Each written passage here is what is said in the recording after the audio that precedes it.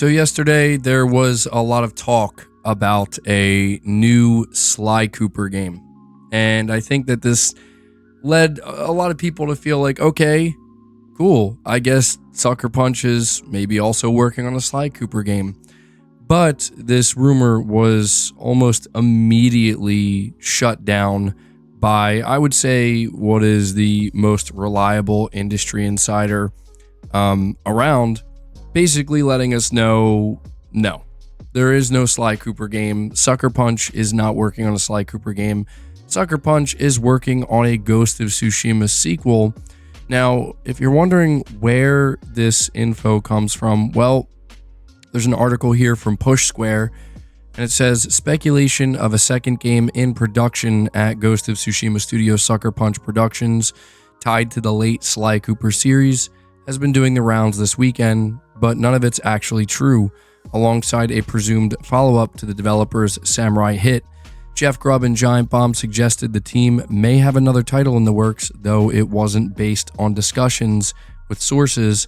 It was simply a pie-in-the-sky proposal. This didn't stop the internet from picking the offhand comment as a proper rumor, though, leading to suggestions that Sucker Punch Productions actually does have a new Sly Cooper in the works. Bloomberg journalist Jason Schreier has now weighed in on the speculation. So he says here, quote, "No truth to this one. Sorry to say. Sucker Punch is a one-project studio. The reason Ghost of Tsushima 2 isn't out yet is because AAA video games now take 5 to 7 years to make. Also, Sucker Punch is smaller than most other AAA game developers."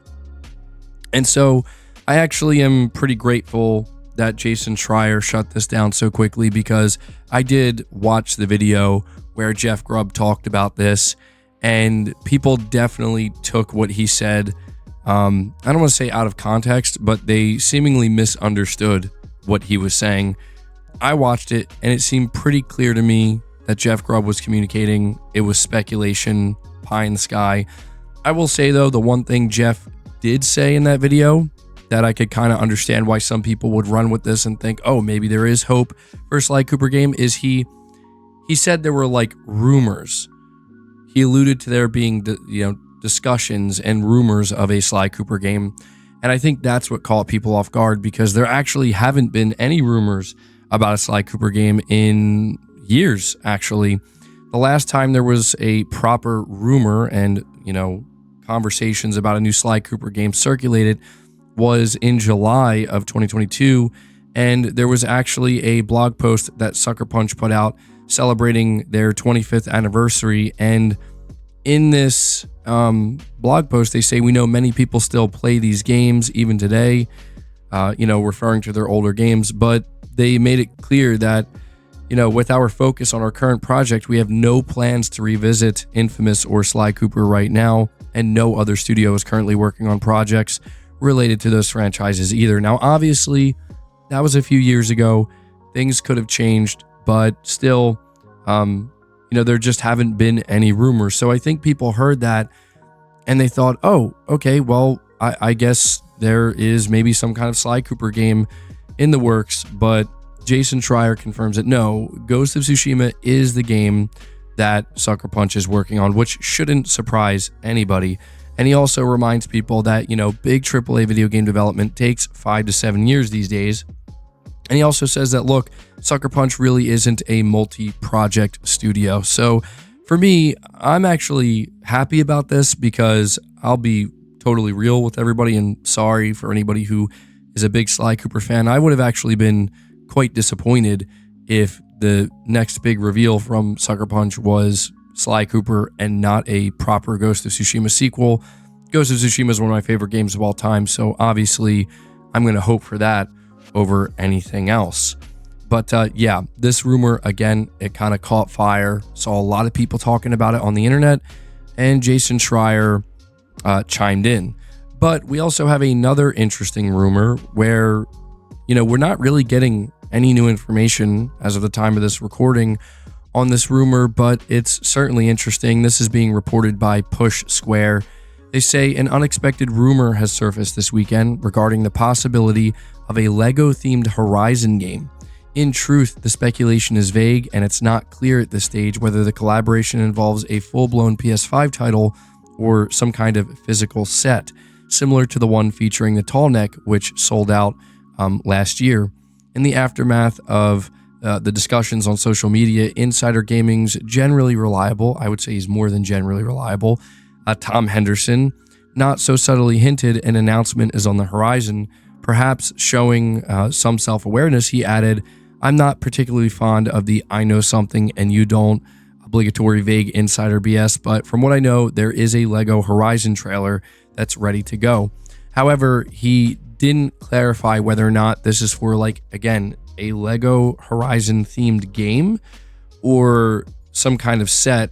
And I do think this is very critical clarification here that we're going to need before we go any further with this, because the idea of a full-blown Horizon LEGO game, I think that's a pretty big deal.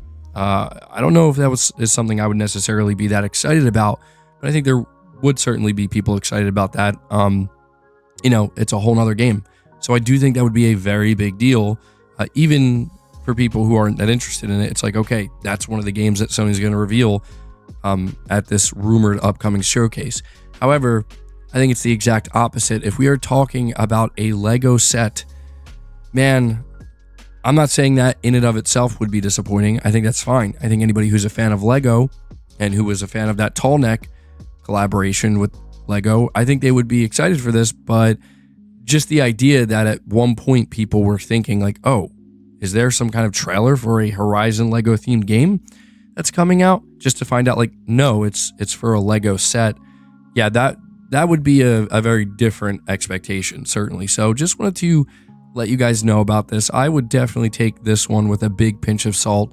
And honestly, maybe it's better to just assume it's going to be some kind of LEGO set, considering they had a prior collaboration. But the final topic here talks about Square Enix and their new business strategy, how they're going to aggressively pursue a multi-platform strategy, being reported once again by Push Square. Square Enix has confirmed in a new medium-term business plan that it intends to aggressively pursue a multi-platform strategy across PlayStation, Xbox, Nintendo, and PC platforms, instead of allowing select AAA games from its biggest series to be locked onto one system. The company will look to build an environment where more customers can enjoy our titles.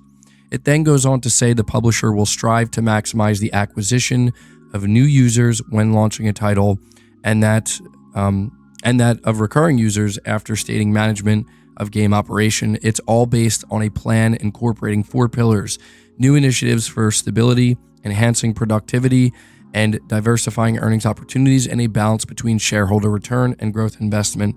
Collectively, the idea is to shift from quantity to quality and evolve to deliver a variety of content that ensure fun all over the world. So, yeah, this is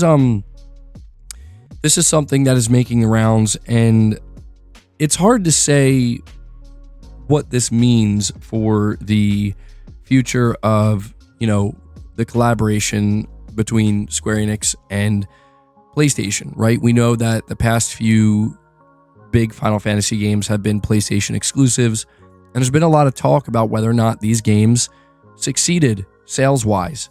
Well, as part of Square Enix's financial highlights, here's an excerpt that I think paints a clearer picture. Square Enix's digital entertainment sales were ever so slightly up, mainly thanks to its HD games subsegment. This is what they confirmed. The solid performance of Final Fantasy XVI, Final Fantasy Pixel Remaster, Dragon Quest Monsters, The Dark Prince, and Final Fantasy VII Rebirth saw HD game sales increase to $636 million versus the $503 million from the previous fiscal year. So this is a very important thing to highlight, because a lot of people are immediately assuming, and it's understandable why they would, that the exclusivity deals that Square signed with Sony, didn't work out at all and were very bad. And that's why they're now aggressively going to pursue a multi-platform strategy. Well, Square Enix said themselves here that games like Final Fantasy XVI, and Final Fantasy VII Rebirth have actually led to a greater increase in revenue. So, take that as you will. I'm not saying that guarantees that there will still be PlayStation 5 exclusive Square Enix games in the future. We also do have to understand that Sony is paying for these exclusives. Maybe Sony themselves just kind of thought, this really isn't worth it. We're paying a lot of money to secure these games, and they're not really doing the types of numbers that we thought they would. It's hard to say, but I will close this by putting my opinion out there. I think that from now on, we're going to see very little or no exclusivity when it comes to Square Enix. I mean, that's how I'm reading this. They're saying we're going to aggressively pursue multi-platform. To me, that just says, okay, well, everything's going everywhere. That's my assumption. So there you go. Wanted to give you guys that information. Apologies for my voice. I'm still recovering from a virus, and I can talk, but obviously I sound different. So thank you for bearing with me. But leave the video a like if you enjoyed it. Subscribe if you're new. Hit the bell notification icon, and feel free to share the video out on top of all that. But until next time, guys, take care.